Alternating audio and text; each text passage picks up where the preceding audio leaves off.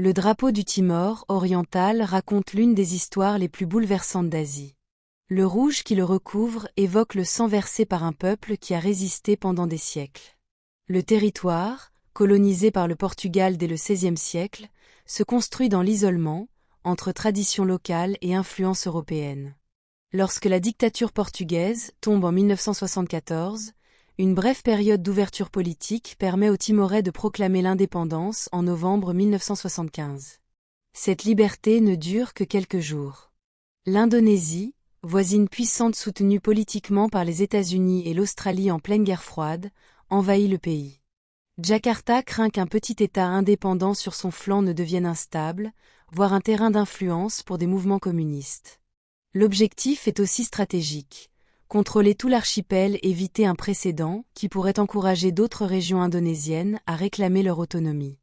L'occupation qui suit, longue de 24 ans, provoque une répression sévère, des famines et la mort de dizaines de milliers de civils.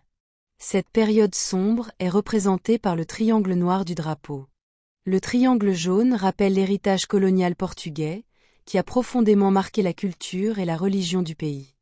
Au centre, l'étoile blanche à 5 branches symbolise la lumière guidant le peuple vers la paix et la justice.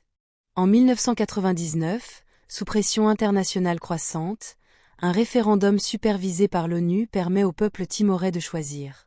Une majorité écrasante vote pour l'indépendance, déclenchant des violences menées par des milices pro-indonésiennes. Une force internationale rétablit l'ordre, ouvrant la voie à une transition politique complète. L'indépendance est officiellement reconnue en 2002. Depuis, le Timor oriental est pleinement admis dans la communauté internationale.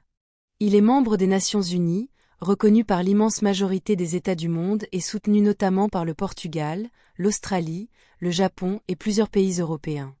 L'Indonésie elle-même reconnaît, aujourd'hui, la souveraineté du Timor, après la normalisation des relations diplomatiques. Ce drapeau n'est pas seulement un symbole national. Il porte en lui l'histoire d'une colonisation, d'une invasion stratégique, d'un combat pour la survie et d'une reconnaissance internationale chèrement acquise. Il incarne la ténacité d'un peuple devenu l'un des plus jeunes États du XXIe siècle, déterminé à avancer malgré les défis.